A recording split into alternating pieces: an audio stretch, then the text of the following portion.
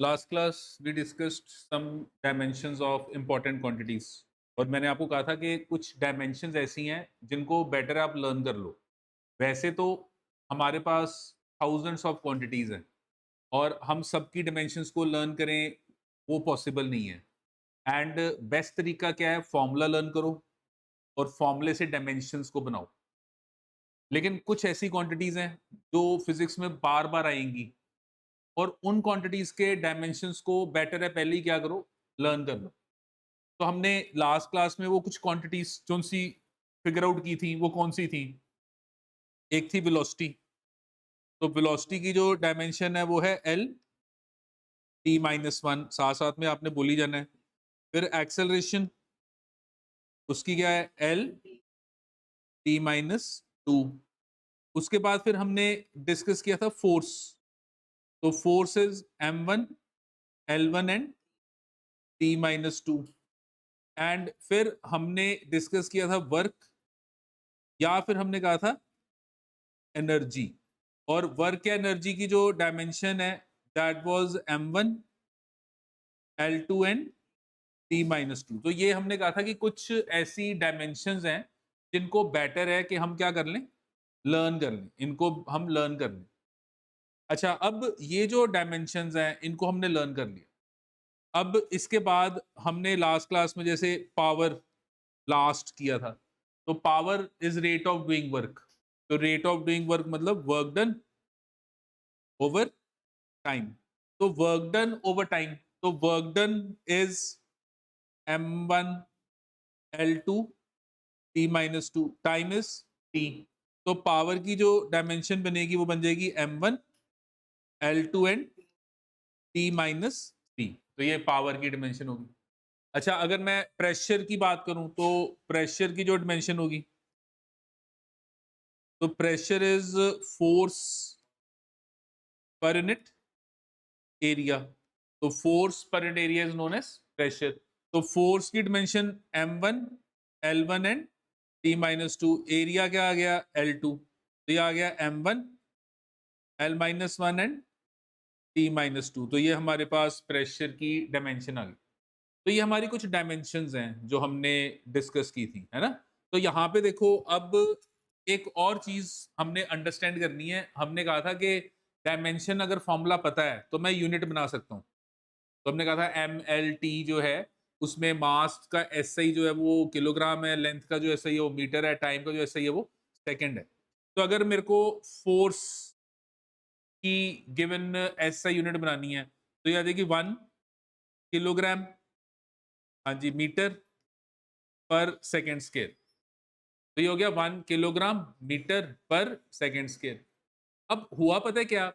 हमने क्या कहा था? हमने कहा था हम यूनिट्स कम्युनिकेशन के लिए यूज करते हैं और कम्युनिकेशन जितना इजी हो बेटर होता है।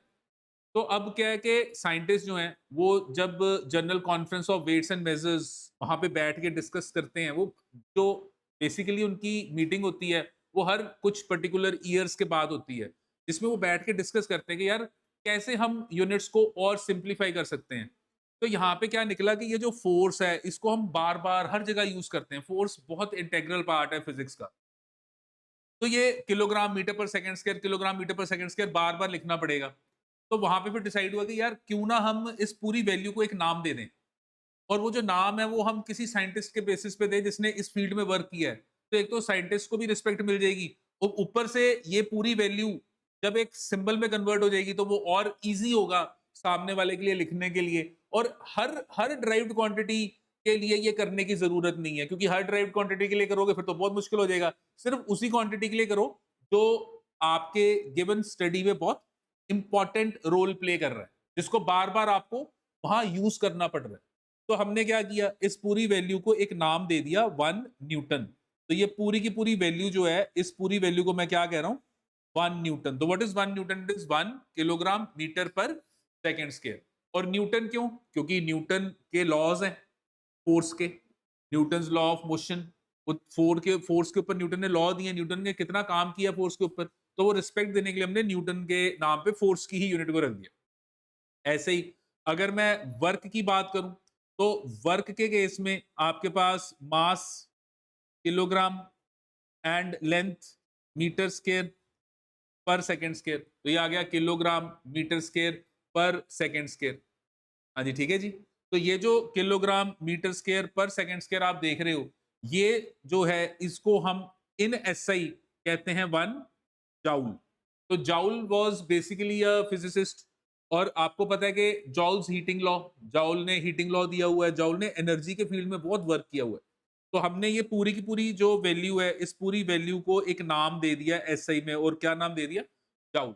अब देखो एसआई में ना एक और चीज बड़ी इंटरेस्टिंग है कि अगर आपने 1 जाउल को एसआई यूनिट ऑफ एनर्जी कह दिया, तो this is your SI unit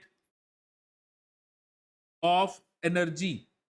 तो इसमें क्या है, इसमें यह है कि कोई भी एनर्जी की फॉर्म हो, चाहे वो काइनेटिक एनर्जी हो, चाहे पोटेंशियल एनर्जी हो, चाहे हीट एनर्जी हो, चाहे लाइट एनर्जी हो, चाहे वो इलेक्ट्रिक एनर्जी हो, चाहे न्यूक्लियर एनर्जी हो, केमिकल एनर्जी, कोई भी एनर्जी हो, हर एनर्जी को अगर आप एसआई यूनिट में निकालोगे तो वो जॉउल ही होगी। मतलब जैसे डेली लाइफ में जब हम वर्कआउट करते हैं, हम कहते हैं हमने इतने कैलोरीज बर्न कर दिए, तो हम हीट को जब लेते हैं, तो हीट एनर्जी को हम जनरली कैलोरीज में लेते हैं। Calories a unit of heat energy. जब हम इलेक्ट्रिसिटी का बिल पे करते हैं, हमारे घर पे बिल आता है, हम इलेक्ट्रिसिटी का बिल पे करते हैं, तो हम वो बिल पे करते हैं ऑन द बेसिस ऑफ कितनी इलेक्ट्रिक एनर्जी हमने कंज्यूम की। वो जो इलेक्ट्रिक एनर्जी हमने कंज्यूम की, वो इलेक्ट्रिक एनर्जी का बिल जो आता है, वो आता है किलोवाट आवर में। वो जो किलोवाट आवर है, that is the electric, it is the commercial unit of electric energy. वो इलेक्ट्रिक एनर्जी की क्या है? कमर्शियल यूनिट, जिसके बेसिस पे हम डेली लाइफ में बिल पे करते हैं। इसका मतलब किलोवाट आवर इलेक्ट्रिक एनर्जी के लिए एक यूनिट है, कैलोरी हीट एनर्जी के लिए यूनिट है। पर अगर कोई आपको बोले कि हीट एनर्जी की ऐसे यूनिट क्या है, तो हीट एनर्जी की ऐसे यूनिट जूल है। इलेक्ट्रिक एनर्जी की ऐसे यूनिट क्या है? इलेक्ट्रिक एनर्जी की ऐसे यूनिट जूल है। तो एनर्जी को मैं अलग अलग यूनिट्स में डिफाइन करता हूं, पर जब भी ऐसा यूनिट आएगा ना, तो वो हमेशा एक ही होगा, जूल। ऐसे ही जब मैं पावर की बात कर रहा हूं, तो देखो ये जो पावर है, पावर ये क्या बन जाएगा? 1 किलोग्राम मीटर स्क्वायर पर सेकेंड क्यूब। ये मेरा पावर, और इस पूरी वैल्यू को हम कहते हैं 1 वॉट। इसको हम क्या कहते हैं?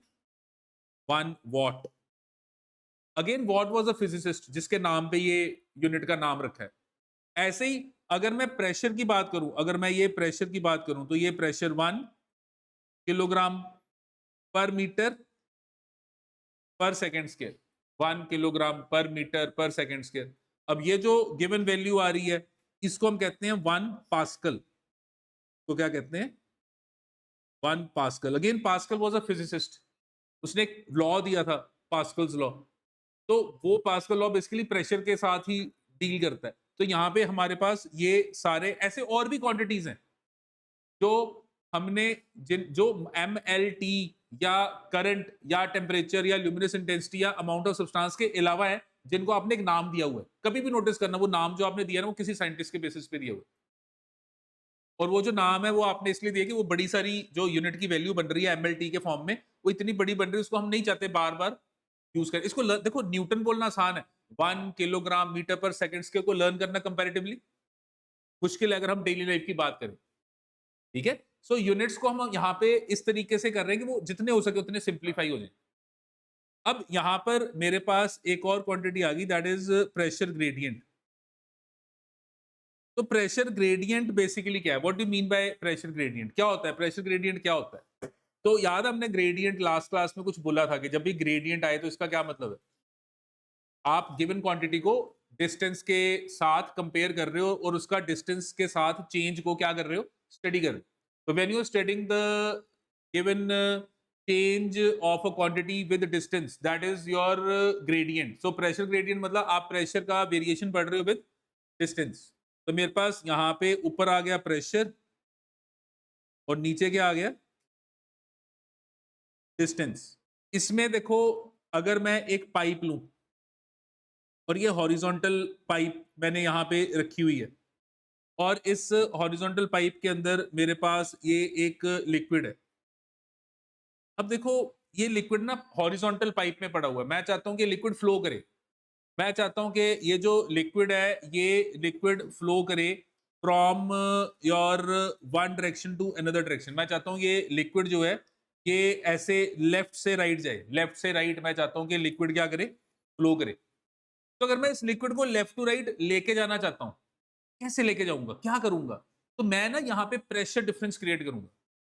लिक्विड अपने आप नहीं जाएगा, लिक्विड को ऐसे भेजने के लिए मुझे क्या करना पड़ेगा, प्रेशर डिफरेंस, क्योंकि लिक्विड और fluid flows from high pressure to low pressure. जब भी आप नोटिस करोगे जो आपके फ्लूइड होते हैं, ये जो साइक्लोन्स आते हैं, जो विंड्स होती हैं, ये जो हवा इतनी इतनी आती है, ये सब प्रेशर डिफरेंस के कारण होता है।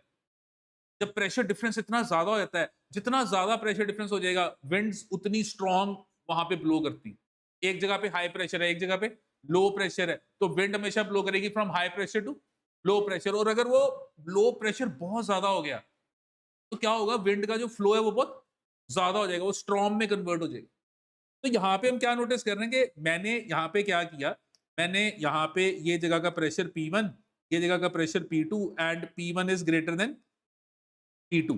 तो मेरा ये लिक्विड फ्लो करने लग जाएगा from one side to another side. क्योंकि अगर मैं चाहता कि लिक्विड उल्टा फ्लो करे, अगर मैं कहता हूं नहीं यार लिक्विड को ना ऐसे फ्लो करवाना है, मैं कहता हूं नहीं यार ऐसे फ्लो कराना है, अगर ऐसे फ्लो कराना है तो फिर मैं क्या करूंगा, उल्टा कर दूंगा। क्या, P2 प्रेशर बढ़ा दूंगा इन कंपैरिजन टू P1। जहां प्रेशर ज्यादा होगा, जहां कम होगा, लिक्विड जो है वो ज्यादा प्रेशर से कम प्रेशर की तरफ क्या करेगा, फ्लो करेगा। और ये यहाँ पे अगर आप ध्यान से देखो, जैसे जैसे आप आगे जा रहे हो, देखो लेंथ, ये देखो जैसे जैसे आगे जा रही है, देखो डिस्टेंस, और जैसे जैसे आप आगे जा रहे हो, आपका जो प्रेशर है वो आप क्या नोटिस कर रहे हो कि प्रेशर जो है वो आगे जाते हुए क्या कर रहा है, डिक्रीज। जैसे जैसे आगे जा रहे हो, जैसे अगर मैं यहाँ पर ये वाली लाइन, ये वाली जगह लूं और मैं कहूँ यहाँ पे प्रेशर P3 है, तो बेसिकली अगर आप कहते हो कि सर P1 P3 इक्वल है, तो लिक्विड फ्लो ही नहीं करेगा। तो इसका मतलब लिक्विड को आगे जाने के लिए प्रेशर कम होना पड़ेगा। तो जैसे जैसे लिक्विड आगे जा रहा है, P1 से P3 प्रेशर कम हो गया। ऐसे ही अगर आप आगे गए यहाँ पे P4, तो P3 से P4 प्रेशर कम हो गया, P4 से P2 प्रेशर कम हो गया। तो जैसे जैसे आगे जा रहे हो प्रेशर कम होता जा रहा है, प्रेशर क्या हो रहा है, कम हो रहा है। बिकॉज फ्लूइड हमेशा फ्लो करेगा from high pressure to low pressure, fluid हमेशा हाई प्रेशर से लो प्रेशर की तरफ जाएगा। और जैसे जैसे वो आगे जा रहा है, मतलब आगे जा रहा है, और हर आगे जाते हुए उसका प्रेशर पीछे से कम हो रहा है। और ये जो वेरिएशन है, इस वेरिएशन को अगर मैं पढ़ूं तो इसको मैं क्या कहूंगा, प्रेशर ग्रेडियंट। इस चीज को मैं प्रेशर ग्रेडियंट का नाम दूंगा। तो मेरा ये जो प्रेशर ग्रेडियंट है, ये मेरे पास हो जाएगा M1 L-1 एंड T-2/L। तो क्या बना, देखो ये क्या बन गया, ये हो गया M1L-2 एंड T-2। तो ये हमारा गिवन प्रेशर ग्रेडियंट बन गया, that is M1L-2 and T-2। ये हमारा प्रेशर ग्रेडियंट बन गया। हाँ जी, क्लियर है, ये समझ में आ गया ये। अच्छा, अब ना यहां पर जब हम फोर्स की बात कर रहे हैं, इसको ना मैं जब पढ़ूंगा, इसको मैं अलग अलग केस में थोड़े अलग अलग नाम दूंगा। जैसे एक रस्सी है, तो मैं जब रस्सी को खींचता हूं, तो रस्सी के अंदर उसके जो एटम्स हैं वो नहीं चाहते कि वो जो एटम्स हैं वो दूर जाएं, तो वो अपने अंदर एक रिस्टोरिंग फोर्स जनरेट करते हैं। उस रिस्टोरिंग फोर्स को मैं एक नाम देता हूं, दैट इज टेंशन। तो tension in a string and force दोनों क्या है, सेम है, तो इनकी डायमेंशन एक जैसी है। अच्छा, समटाइम्स मैं वहां पे एक बॉडी को पानी में डालूंगा, पानी मेरे को ऊपर की तरफ अप थ्रस्ट देगी, क्या देगी, अप थ्रस्ट। या समटाइम्स रॉकेट, हम एग्जॉस्ट गैसेस नीचे फेंक रहे हैं, तो हमें ऊपर की तरफ मिल रहा है थ्रस्ट, तो ये अप थ्रस्ट, थ्रस्ट, ये सब क्या है, ये सब फोर्स है। तो कभी ये वर्ड्स आ जाएं तो घबराना नहीं है, क्योंकि समटाइम्स एग्जामिनर ना फोर्स बोलने की जगह कह देगा टेंशन इन द स्ट्रिंग की आप डायमेंशन निकालो, या कह देगा कि अप थ्रस्ट की क्या निकालो, डायमेंशन निकालो। तो ये अप थ्रस्ट या टेंशन, ये सब क्या है, फोर्स के ही फॉर्म्स हैं। अलग अलग जगह आप फोर्स को ही अलग अलग नाम दे रहे हो। तो इनकी डायमेंशन क्या होगी, M1 L1 T-2, जो फोर्स की डायमेंशन होती है। हाँ जी, क्लियर है ये। अब हमारे पास एक given value that is impulse, तो इम्पल्स को हम कैपिटल आई के साथ रिप्रेजेंट करते हैं। इम्पल्स बेसिकली क्या है, इफेक्ट ऑफ फोर्स है। जब आप फोर्स को कुछ टाइम के लिए अप्लाई करते हो, when you apply force for a certain time, that effect of force is known as what is known as impulse. जैसे देखो, मेरे पास ना ये एक सपोज एक बोर्ड है और यहाँ पे एक नेल है, कील है, और ये जो है ना ये एक वुड का बोर्ड है, और यहाँ पे मेरे पास एक कील है और मैं उस नेल को इसके अंदर पेनिट्रेट कराना चाहता हूँ। तो मैं वो नेल लेके उसको दबाऊंगा, तो क्या वो अंदर चल जाएगी? नहीं जाएगी। मैं ऐसे दबा रहा हूँ, फिर मैं कहूंगा बेटा यार आई जरा, यार दबाई जरा, तू मेरे अंगूठे के आगे तू भी अंगूठा रख दे जरा, दोनों जरा जोरदार दबाइए। उससे क्या होगा, मेरे अंगूठे पे प्रेशर पड़ेगा, पर वो कील नहीं अंदर जाने वाली। तो हम दोनों ही जोर लगा रहे हैं सर, फिर वो यार मेरा अंगूठा दुखना शुरू हो गया, पर कील अंदर नहीं गई। फिर क्या होगा, एक सियाना बंदा आएगा, वो कहेगा यार की करते पे हो, ਇੱਥੇ नेल रखो ਤੇ हैमर लो, हैमर हैमर ਨਾਲ ਇਹਨੂੰ हिट करो। जब मैं हैमर ਨਾਲ हिट करांगा, ਹੁਣ मेरा ही हथ है, देखो पहला मैं ही दबा रहा ਸੀ, ਪਹਿਲਾਂ ਵੀ मैं ही फोर्स ला रहा ਸੀ, ਹੁਣ भी मैं ही फोर्स ला रहा, हैमर ਨੂੰ भी मैं ही हिला रहा, पर जब मैं हैमर ਨਾਲ हिट करांगा तो वो नेल अंदर चल जाएगी। ठीक है, तो इसका मतलब कि दोनों केस में आपने लगाई तो फोर्स ही है, पर वो फोर्स के लगाने का जो तरीका है, उससे जो इफेक्ट आया वो डिफरेंट आया। वो जो इफेक्ट ऑफ फोर्स है उसको हम क्या कहते हैं? Impulse. That is known as impulse. तो वो जो इंपल्स है that is equal to force into time. Pulse is what it is, force into time. And force की डिमेंशन क्या होगी? ml t minus two, and time is t। तो ये क्या बन गया? m1 l1 and t minus one. तो ये इंपल्स की डिमेंशन होगी m1 l1 and t minus one. ठीक है, फिर लास्ट क्लास हमने लीनियर मोमेंटम डिस्कस किया था। लीनियर मोमेंटम का मतलब क्या था? लीनियर मोमेंटम था कि बॉडी के अंदर कितना क्वांटिटी ऑफ मोशन है, और हमने डिस्कस किया था कि बॉडी के अंदर जो क्वांटिटी ऑफ मोशन है वो किसके इक्वल होता है? Mass into velocity. और वो जो मास इनटू वेलोसिटी है, जब मैंने इसकी वैल्यू लिखी तो ये था m1 l1 and t minus one. अब आप एक चीज नोटिस करो, ये देखो ये दोनों क्वांटिटीज की डिमेंशन सेम है, पर हैं अलग अलग। दोनों का मतलब अलग है, दोनों का काम अलग है, लेकिन डायमेंशंस सेम है। तो यहां से एक बात निकल के आई that there might be sometime there are two different quantities which are having same dimensions। और हमें पेपर में एमसीक्यूज में ऐसे क्वेश्चन आ जाने, एग्जामिनर कहेगा मतलब वो ए बी सी डी में से वो चॉइस उठाओ जिन क्वांटिटीज की डिमेंशंस सेम है। तो आपको उसमें कुछ नहीं करना, डायमेंशन बनानी आनी चाहिए, चेक कर लो जिनकी सेम है वो आपका आंसर हो जाएगा। हाँ जी, यहां तक बात समझ में आ गई सारी? ठीक है, तो अब हमारे पास नेक्स्ट क्वांटिटी जो है वो आ गई एंगल। अब देखो जो एंगल है, हम पहले पढ़ चुके हैं कि दो टाइप के हमारे पास एंगल होते हैं। एक हमारे पास होता है प्लेन एंगल, और दूसरा हम पढ़ चुके हैं वो होता है सॉलिड एंगल। और फिर हमने स्टडी किया था कि ये जो प्लेन एंगल है ये 2D में होता है, सॉलिड एंगल जो है वो 3D में होता है।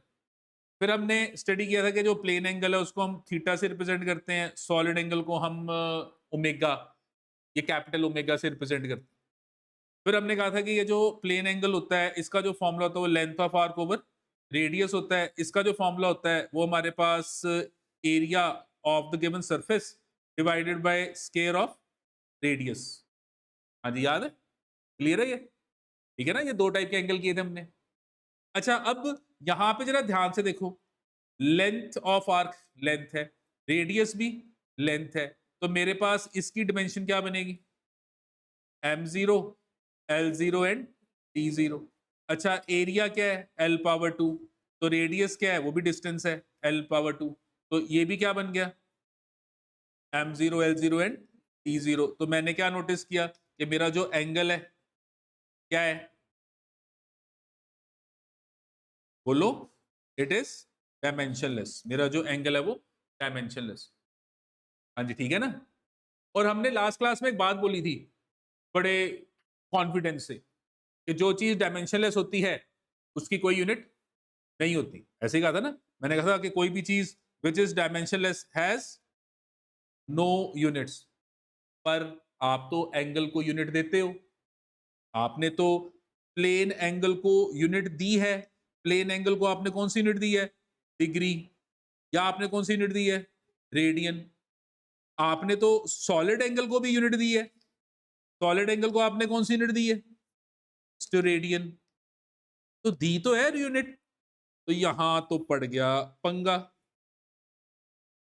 पंगा पड़ गया, क्योंकि कल तो बड़े शान से कहा था कि dimensionless quantities have no units. Why? Because they do not depend on MLT। हमने कहा जो MLT पे डिपेंड नहीं करेगा उसकी कोई यूनिट नहीं होगी। यही कहा था ना हमने कहा था यार जो MLT पे डिपेंड नहीं करता उसकी कोई यूनिट नहीं होगी, वो सिर्फ एक प्योर नंबर होगा, वो सिर्फ एक प्योर नंबर होगा। चलो अब प्योर नंबर को थोड़ा समझते हैं, क्योंकि चलो अब इतना तो हो गया ना कि it is dimensionless but it has units. तो इट इज डिमेंशनलेस, तो मैं कहूंगा इट इज डिमेंशनलेस, पर मैं कहूंगा बट इट हैज यूनिट्स। तो मैं थोड़ा पॉलिटिकल आंसर दे दूंगा, थोड़ा मैं पॉलिटिकल आंसर दे दूंगा। पॉलिटिकल आंसर क्या कि यार ठीक है डिमेंशनलेस है पर फिर भी इसकी क्या है, यूनिट्स। और मैं कहूंगा आप लेते तो यूनिट्स, आपको कि हाँ सर लेते हैं, बस हो तो गई बात खत्म, लेते हो बस बात खत्म, आप मान लोगे। पर हमने क्या कहा कि हर चीज को समझना जरूरी है कि हम इसकी यूनिट्स क्यों ले रहे हैं, बाकियों की क्यों नहीं ले रहे, ये किसी ने नहीं पूछना, पर पता होना चाहिए, क्योंकि पता होगा ना तभी फिजिक्स सॉल्व होगी। जितना पता होगा उतनी फिजिक्स सॉल्व होगी। तो अब यहां पर क्या है कि but it has units, and वो यूनिट्स कौन से हैं, वो हैं आपके पास ये रेडियन और क्या है रेडियन। एंड ये जो अब यूनिट्स इसके हैं, these are known as supplementary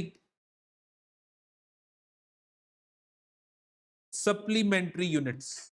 इनको हम क्या नाम देंगे, हाँ जी बोलो, सप्लीमेंट्री यूनिट्स। तो हमने इनका एक नाम रख दिया ताकि हम सारे पंगे से बाहर निकल जाएं। क्या नाम रख दिया, सप्लीमेंट्री। हमने कहा यार इनका ना एक नया नाम रख दो, क्योंकि ना ये ना थोड़े डेविएट हो गए फ्रॉम आर कंसेप्ट।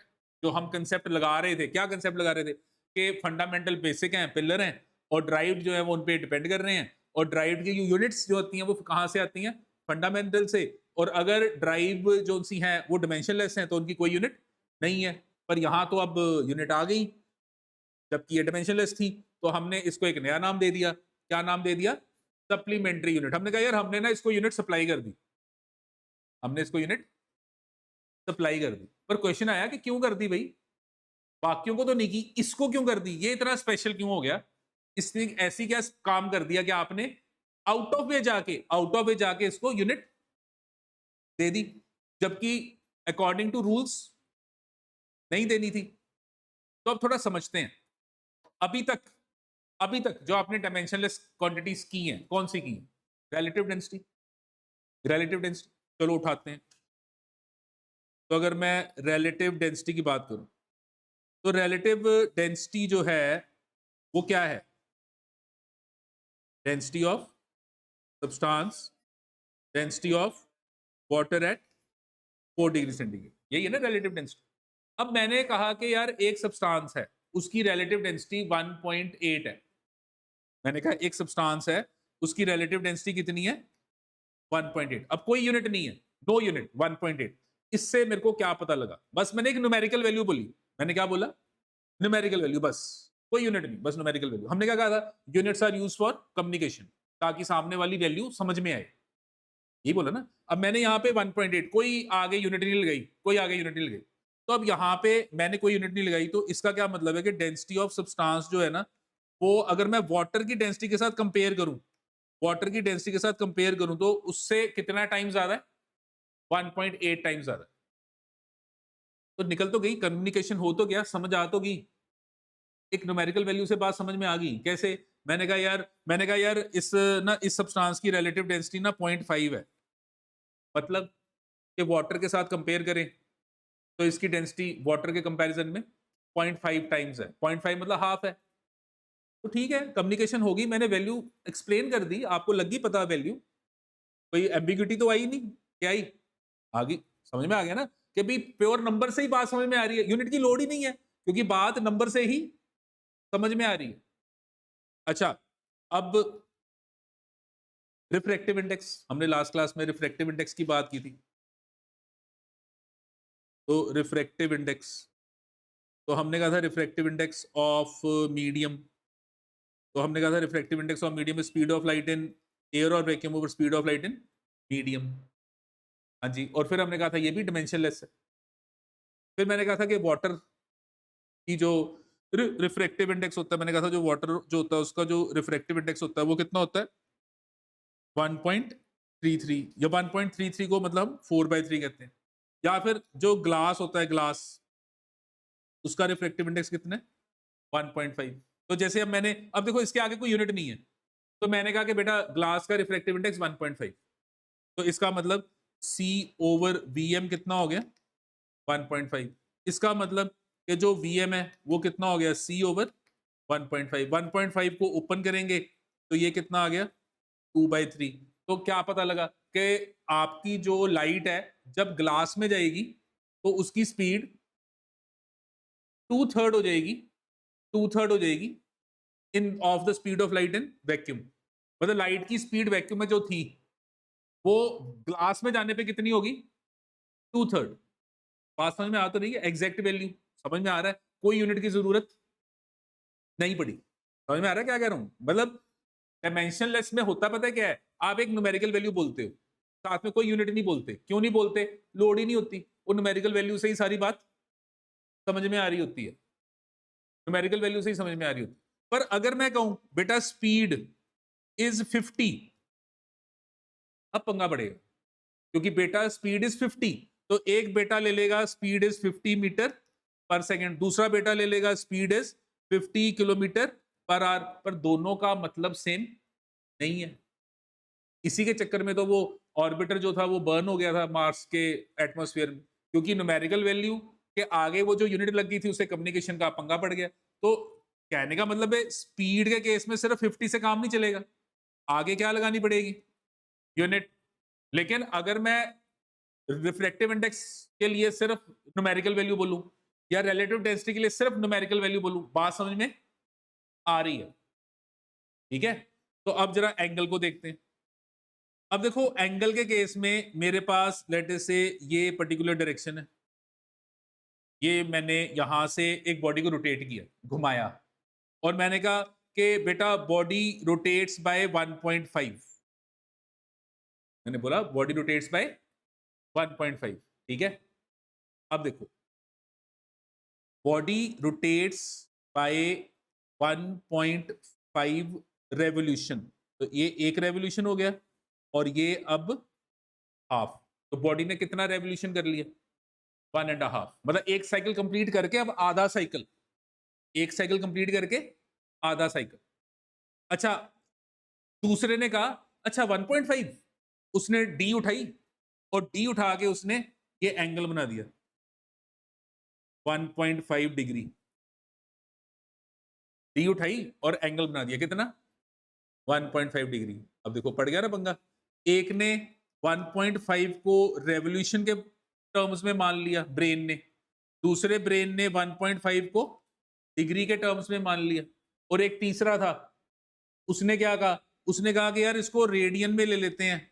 रेडियन का मतलब कि ये जो पाथ है इस पे जो लेंथ ऑफ आर्क है वो उसने रेडियस के फॉर्म में 1.5 ले ली, मतलब अगर ये रेडियस आर है तो लेंथ कितनी ले ली 1.5, तो थीटा, थीटा क्या हो गया length of arc, length of arc over radius, तो इसका आंसर भी क्या आ गया 1.5। पर ध्यान से देखो तीनों में 1.5 मेरे बोलने के बाद तीन दिमाग थे, तीनों ने बात को सही से एग्जैक्टली अंडरस्टैंड नहीं किया, गलत कोई भी नहीं है, तीनों ने अपना अपना अपना फंडा मार दिया। अच्छा 1.5 ये 1.5 ये 1.5 ये, अब पंगा पड़ गया ना। 1.5 इटसेल्फ कंप्लीट नहीं है, 1.5 के आगे कुछ लगाना पड़ेगा ताकि वो बात प्रॉपरली क्लियर हो। कम्युनिकेशन में गड़बड़ हो रही है, उस कम्युनिकेशन को ठीक करने के लिए मुझे क्या करना पड़ेगा, यूनिट लगानी पड़ेगी।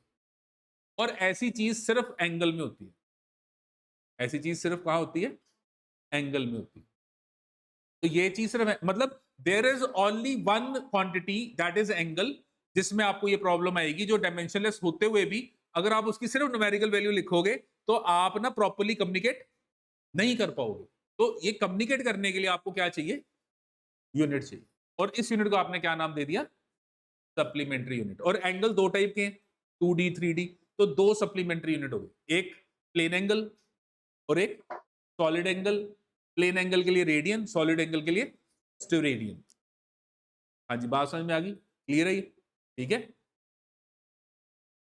अब यहाँ पे ना एक इंफॉर्मेशन है जो आपके क्लास के वाइज इंपॉर्टेंट नहीं है, पर देखो समटाइम्स पता है हम ना कई सेमिनार्स पे जाते हैं। जैसे देखो, एक तो है कि मैंने बोर्ड का पेपर क्लियर करना, एक है ना मैंने जैसे अब आप ना थोड़ा रिसर्च करोगे तो आपको पता लगेगा कि इंडिया में जैसे हम तो सब चाहते हैं कि यार इंजीनियर बन जाएं, पर अगर हम साइंस की बात करें तो इंडिया में ना इंडियन इंस्टीट्यूट ऑफ साइंस एक जगह है जो बैंगलोर में है, जहाँ पर ना मतलब ऐसी चीजें एक्सपेरिमेंट होते हैं, ऐसे टीचर्स पढ़ाते हैं जो रिसर्च वर्क की बातें करते हैं, जो खुद बड़े बड़े साइंटिस्ट होते हैं। डॉक्टर सीवी रमन और ये सब वहीं से पढ़े हुए हैं। अगर आप उनकी आप जैसे पुरानी वो शोज देखो तो आप देखोगे कि यार वो बड़े बड़े साइंटिस्ट जो थे वो इंडियन इंस्टीट्यूट ऑफ साइंस में प्रोफेसर थे, जिन्होंने बड़ी सारी चीजें जो हैं वो बनाई हैं, इन्वेंट की हैं। ऐसे ही आज भी बहुत सारे वहाँ के टीचर जो हैं, वो एक हिसाब से साइंटिस्ट वाले ही काम कर रहे हैं। तो अगर मैंने वैसी जगह पे जाना है, तो ये वाली जो हम पढ़ाई कर रहे हैं, ये पढ़ाई ठीक है, मतलब गलत नहीं है, पर मेरा ब्रेन जो है ना वो बहुत लॉजिकल होना चाहिए, आस-पास की चीज़ों को अंडरस्टैंड करने वाला होना चाहिए। तो फिर वहाँ जब मैं जाऊँगा, तो कुछ ऐसी चीज़ें जो मुझे एक्स्ट्रा पता होनी चाहिए। मैं कभी आइसर जाऊँगा, तो मुझे पता होना चाहिए, या मैं किसी सेमिनार में जाऊँगा, या मैं किसी आईआईटी के प्रोफ़ेसर को मिलूँगा, उनके साथ बैठ बैठ के बातें करूँगा कि साइंस कैसी है।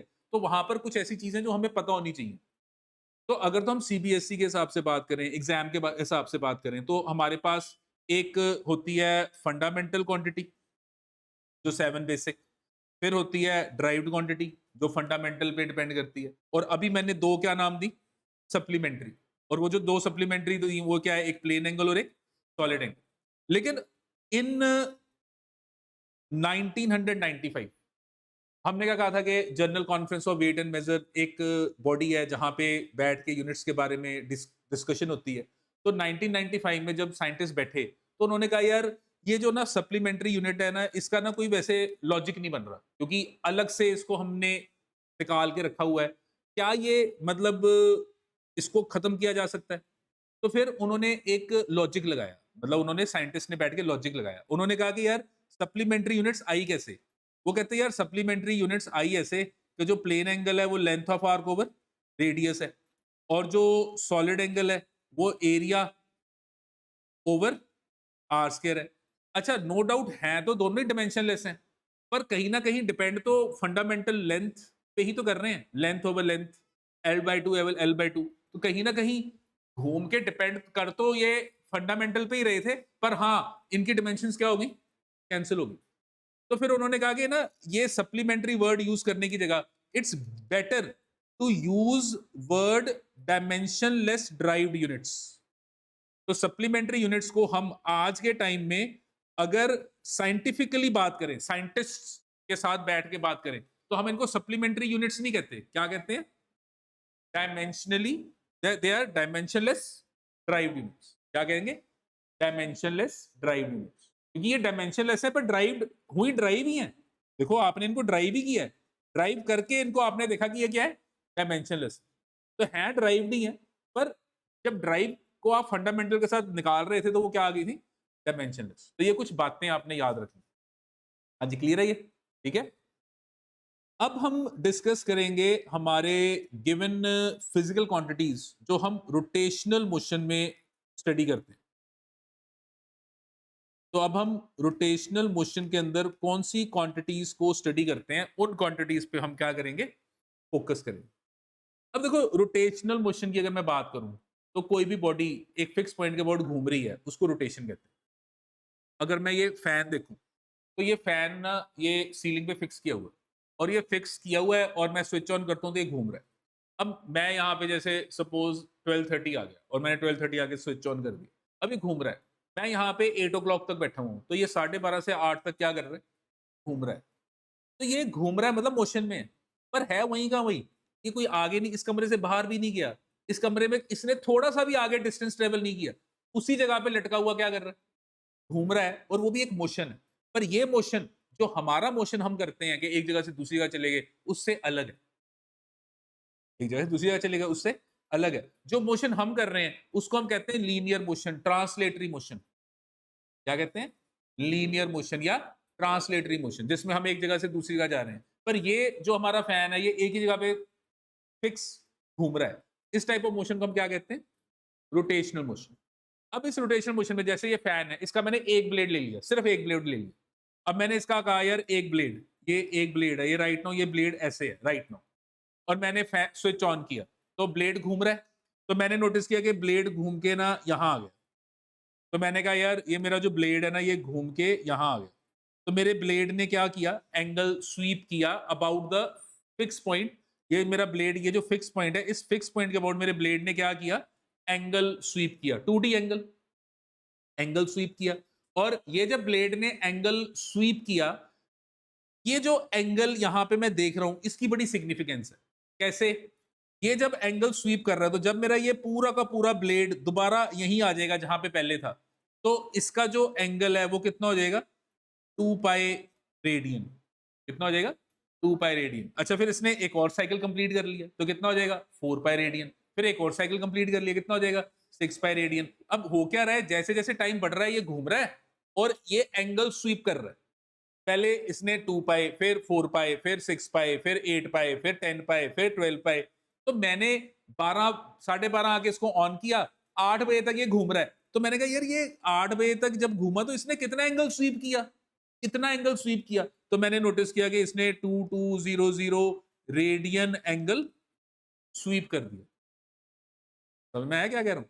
तो आप जब लीनियर मोशन में होते हो तो आप कितना आगे गए वो आपका डिस्टेंस है। ये कितना घूमा, ये कितना घूमा, ये इसका एंगुलर एंगुलर डिस्प्लेसमेंट है।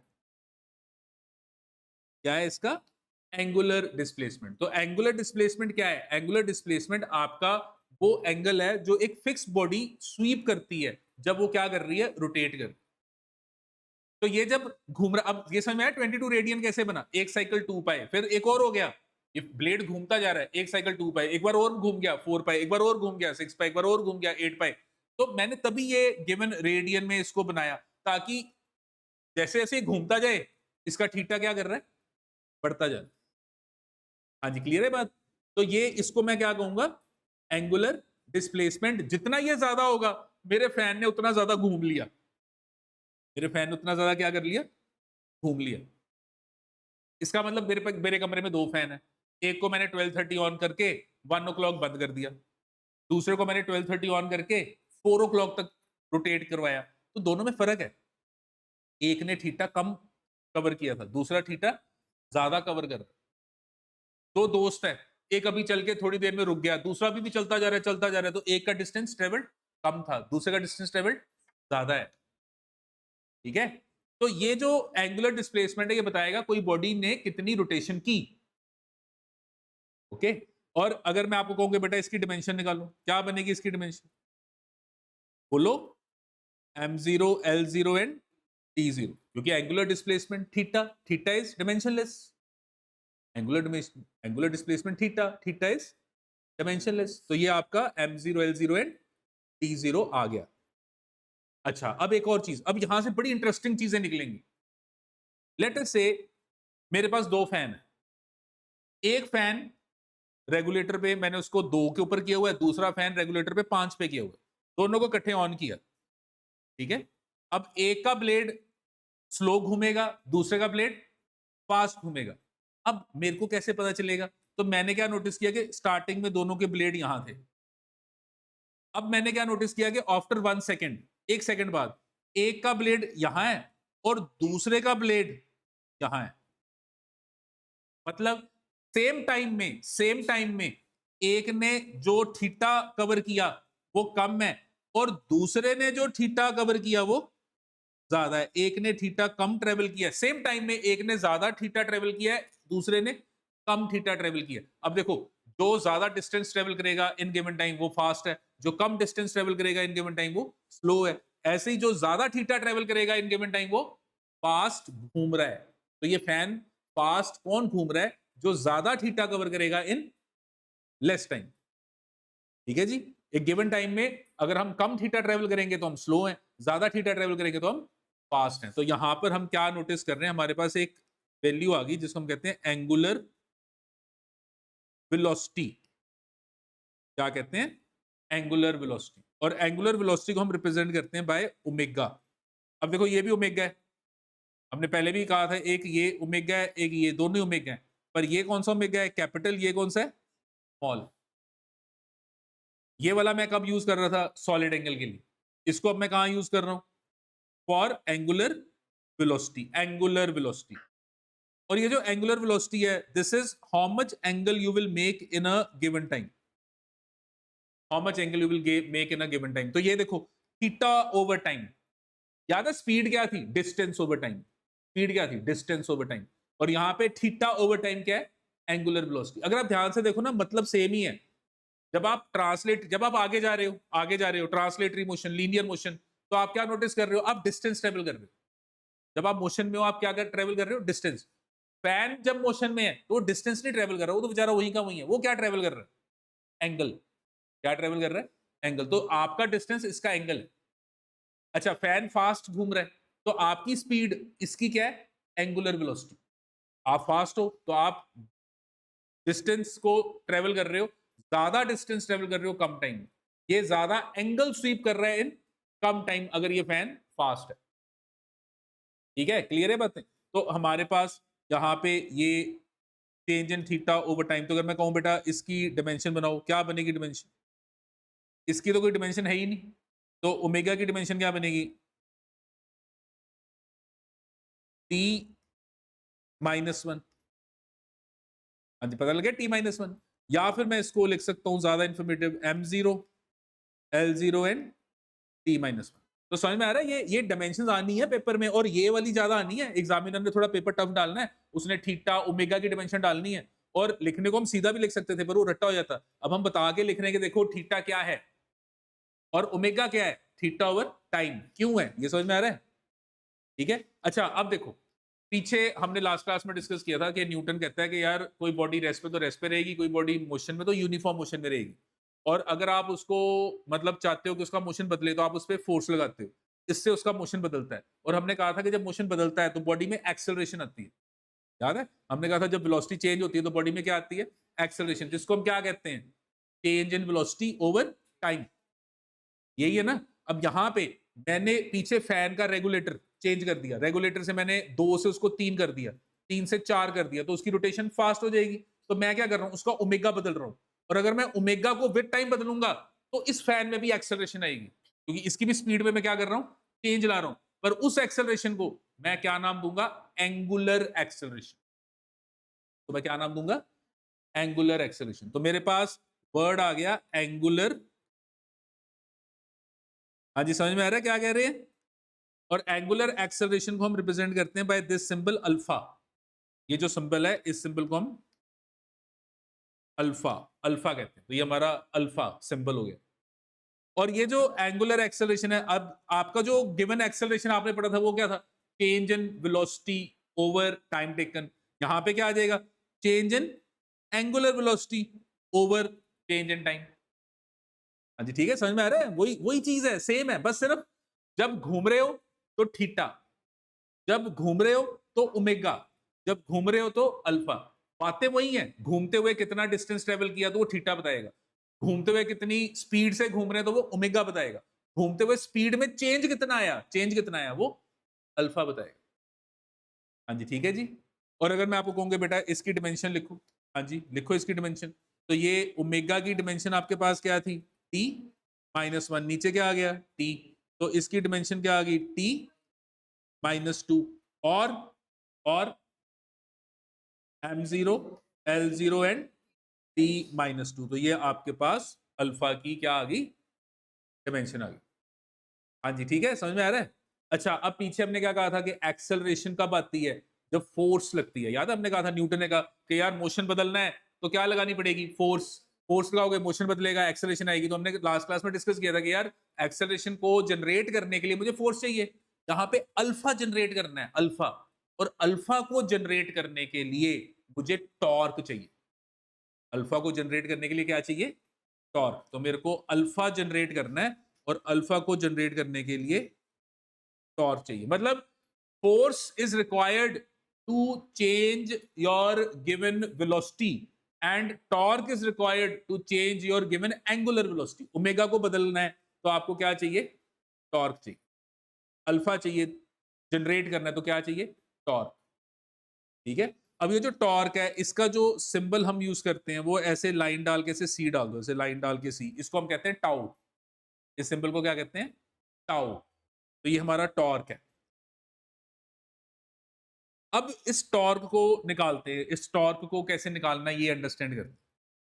देखो मेरे पास ये एक नट है, मैं इस नट को ना घुमा के खोलना चाहता हूँ। ये बेसिकली नट ना यहाँ पे फिक्स हुआ है, इसको मैं घुमा के खोलना चाहता हूँ। अगर मैं अपने हाथ से इस नट के ऊपर अपना हाथ हाथ रख के घुमाऊंगा तो नट ने नहीं घूमना। तो मैंने क्या किया, मैंने एक रेंच लिया, ये मैंने पाना सा लिया, ये रेंच लेके मैंने इस रेंच को यहाँ पर इस नट के साथ लगा दिया और लगा के मैंने क्या किया, मैंने यहाँ पे फोर्स लगाई, ये फोर्स लगाई। और ये जो फोर्स मैंने लगाई, ये जहां पे मैंने नट घुमाना था वहां से दूर जाके एक पर्टिकुलर डिस्टेंस पे लगाई। जहां पे नट घुमाना था वहां से दूर जाके एक पर्टिकुलर डिस्टेंस पे लगाई। और जितना मैं ये डिस्टेंस ज्यादा रखूंगा, इस नट को घुमाना मेरे लिए उतना ईजी हो जाएगा। जितना ये मैं डिस्टेंस ज्यादा रखूंगा, इस नट को घुमाना मेरे लिए उतना आसान हो जाएगा। हाँ जी, ठीक है। तो यहां पर ये बेसिकली मैं क्या कर रहा हूं, इस फोर्स को लगा के मैं टॉर्क जनरेट कर रहा हूं। इस फोर्स को लगा के मैं क्या जनरेट कर रहा हूं? टॉर्क। टॉर्क का मतलब होता है turning effect produced by a force. Turning effect, ये देखो turning effect, turning effect produced by a force. एक फोर्स ने जो टर्निंग इफेक्ट प्रोड्यूस की, तो ये जो टॉर्क है, ये टॉर्क मेरा क्या है? Turning effect produced by a force. एक फोर्स ने जो टर्निंग इफेक्ट प्रोड्यूस किया, और उस टर्निंग इफेक्ट में इंपॉर्टेंट पता क्या था?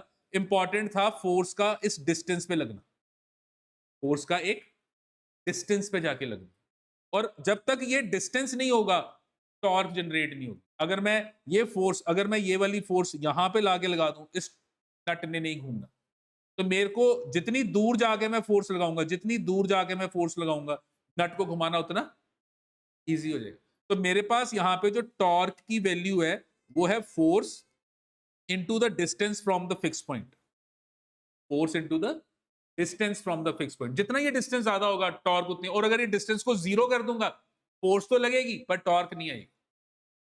अब इसको अगर मैं डेली लाइफ के साथ सोचूं, डेली लाइफ, ये है मेरा डोर, दरवाजा जिसको आप रोज खोलते हो। और इस दरवाजे को अगर ध्यान से देखो तो ये हिंज है जहां से ये जुड़ा हुआ है, और ये साइड है जो खुल रही है, बंद हो रही है, खुल रही है, बंद हो रही है, खुल रही है, बंद हो रही है। अब ये हिंज है, ये साइड खुल रही है, बंद हो रही है, बताओ हैंडल कहाँ लगा हुआ है? कहाँ लगा हुआ है? जिस साइड से आप उसको खोल रहे हो और बंद कर रहे हो। कभी भी कोई दरवाजा देखा है कि उसका हैंडल अंदर को या ऐसे लगाओ?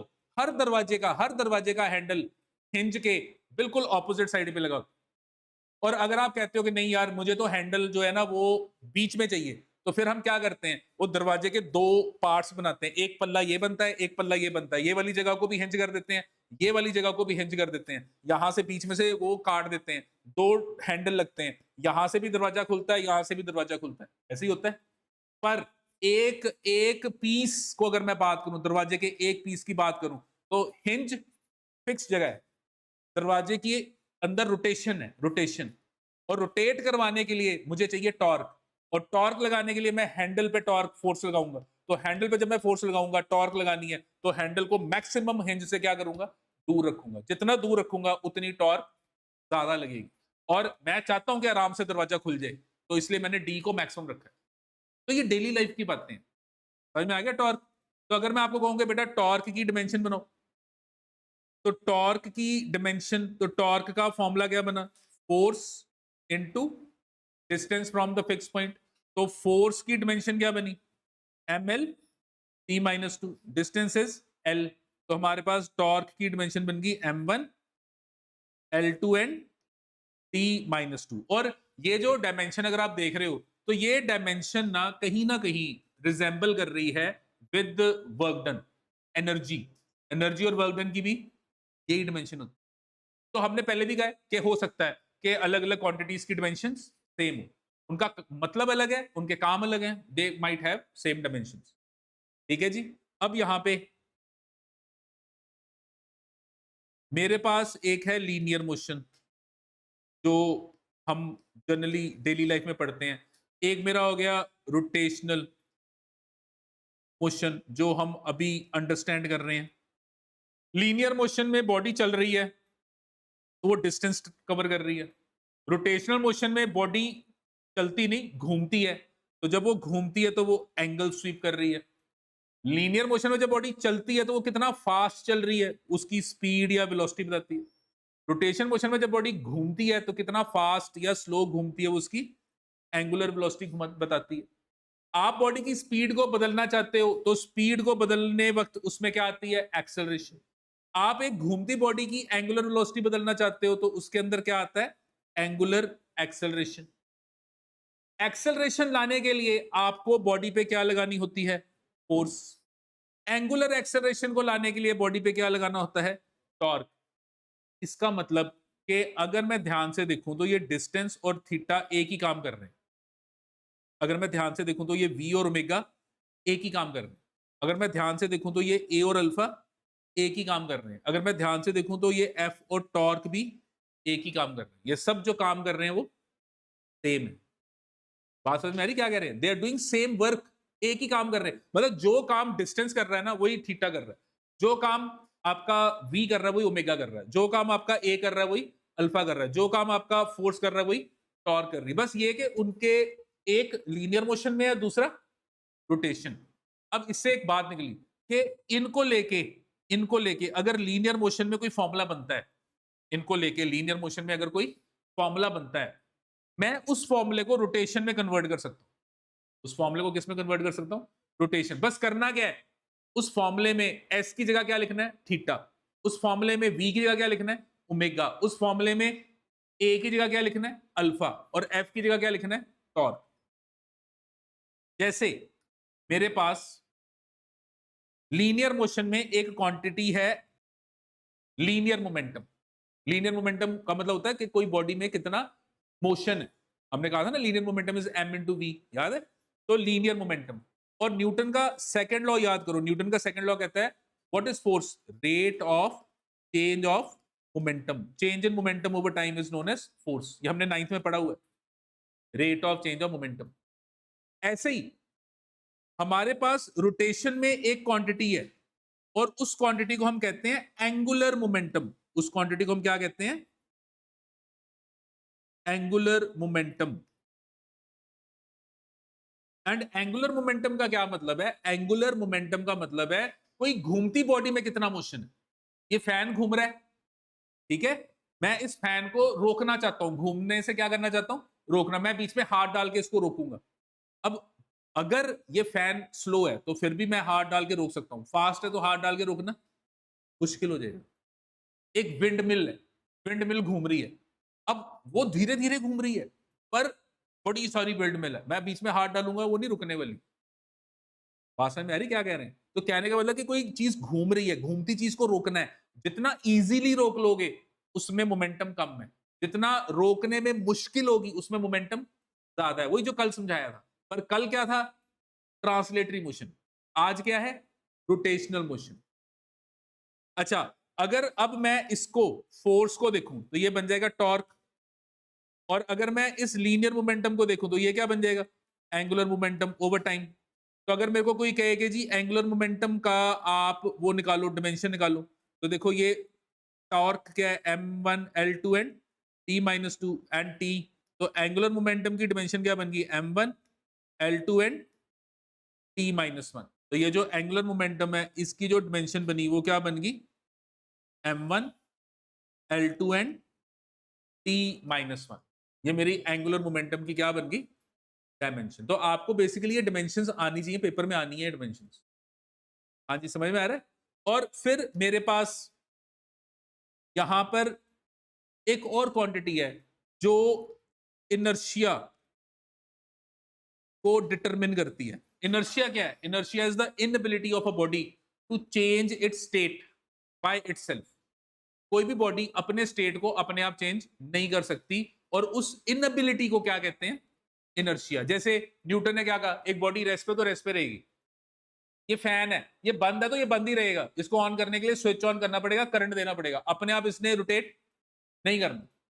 अच्छा एक बार ये घूमने लग गया, तो अगर मैं पीछे से फैन बंद कर दूं तो करंट तो मिलना बंद हो गया, तो अभी भी क्यों घूम रहा है? थोड़ा टाइम लगेगा इसको रुकने में। तो ये अभी भी इसलिए घूम रहा है क्योंकि अगर एक बॉडी मोशन में आ गई तो वो मोशन में ही रहना चाहती है। ये फैन अगर रेस्ट पे तो रेस्ट पे ही रहना चाहता है, जब तक आप इसको ना कंपेल नहीं करोगे कि तू घूम। और कंपेल कौन करेगा? करंट। अभी एक बार घूमने लग गया, आप वो पीछे से स्विच ऑफ भी कर दो तो भी ये घूमता है, बंद नहीं होता उसी वक्त। क्योंकि अगर ये एक बार मोशन में आ गया तो ये चाहता है कि किस में रहे? मोशन में। अच्छा अगर इसके अंदर जो बेरिंग लगे हुए हैं अगर उसमें फ्रिक्शन ना हो, अगर ये बाहर एयर रेजिस्टेंस ना दे, तो आप बंद कर दो, इसने घूमते रहना है, इसने कभी नहीं रुकना। ये रुक पता है क्यों रहा है? इसके अंदर बेरिंग है, तो जब वो घूम रहे हैं वो बेरिंग आपस में ना एक दूसरे के साथ फ्रिक्शन कर रहे हैं, जिसके कारण वो अल्टीमेटली रुक रहा है, क्योंकि वो बेरिंग उसको घूमने से वो बेरिंग उसको हेल्प भी कर रहे हैं आसानी से घूमने के, पर अभी भी उसके अंदर फ्रिक्शन है, जिसके कारण वो क्या कर रहा है? रेस्ट पे आ रहा है। बाहर एयर की रेजिस्टेंस है जो उसको ब्लेड्स को घूमने से क्या कर रही है? रोक रही है। अगर कोई रोकने वाला ना हो ना, स्विच बंद कर दो, करंट जीरो कर दो, तो भी ये क्या करता रहेगा? घूमता रहेगा। समझ में आ रही? इसको क्या कहते हैं? इनर्शिया। और लीनियर मोशन में inertia is determined by mass. Inertia is determined by mass. Mass inertia determine करता है।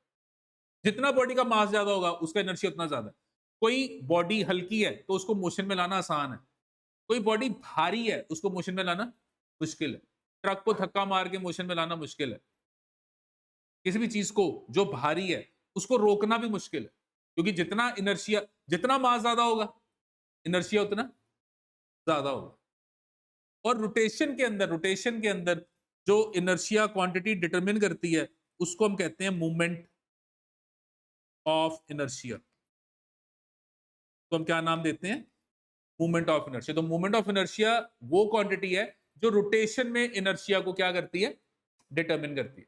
और ये जो आप क्वांटिटी देख रहे हो, मास एंड आई, ये भी सिनोनिमस है। सिनोनिमस मतलब जो काम मास कर रहा है लीनियर मोशन में, वही काम मूवमेंट ऑफ इनर्शिया कर रहा है किसमें? रोटेशन में। तो अगर मैं आपको कहूं कि बेटा मूवमेंट ऑफ इनर्शिया की डायमेंशन निकालो, तो आप क्या करोगे? आप ये मास वाले फॉर्मूले याद करो जो आपको पता है। तो आपको पता है कि force is equal to mass into acceleration, पता है ना आपको? तो यहां पर आपके पास आ गया torque is equal to I into alpha, क्योंकि मास की जगह आई आ गया और ए की जगह अल्फा आ गया। तो मेरे पास आई क्या बना? Torque over alpha. टॉर्क है m1 L2 and T-2 and alpha क्या था? T-2। तो ये जो आई है इसकी डिमेंशन क्या बनेगी? m1 and L2, that is m L2 and T0। ये मूवमेंट ऑफ इनर्शिया की क्या होगी? डायमेंशन होगी। तो समझ में आ रहा है? रोटेशन मोशन में ये हमारी डायमेंशंस हैं जो ये सब हमने लर्न करनी है। आज घर जाके ना एक बार इन सबको पढ़ो, अपने हाथ से लिखो। और एक चीज यहां पे और नोट कर लो कि ये जो हमारा गिवन एंगुलर मोमेंटम है, ये जो एंगुलर वेलोसिटी है, एंगुलर वेलोसिटी, इस एंगुलर वेलोसिटी को हम एंगुलर फ्रीक्वेंसी भी कहते हैं। Angular velocity is also known as angular frequency. तो अगर कभी एंगुलर फ्रीक्वेंसी वर्ड आ जाए तो वो और एंगुलर वेलोसिटी दोनों का मतलब क्या है? सेम। हाँ जी, क्लियर है ये? सो ये ना घर जाके ना जितनी मैंने डायमेंशंस बताई हैं इनको प्रॉपरली लिखना है। और देखो फॉर्मूले समझ में आ गए हैं, फॉर्मूले समझ में आने जरूरी हैं, और फॉर्मूले से फिर डायमेंशंस बना के चेक करो कि आपसे बन रही है डायमेंशन। देखो पता है क्या है, ये डायमेंशन एनालिसिस ना इंपॉर्टेंट है। अभी यूनिट टेस्ट जब होंगे तो ये चैप्टर आना है मेन। तो ये चैप्टर जो है ना इसमें ज्यादा क्वेश्चन तभी सॉल्व होंगे जब आपको जो कम्प्लेक्स डायमेंशंस हैं वो आती होंगी।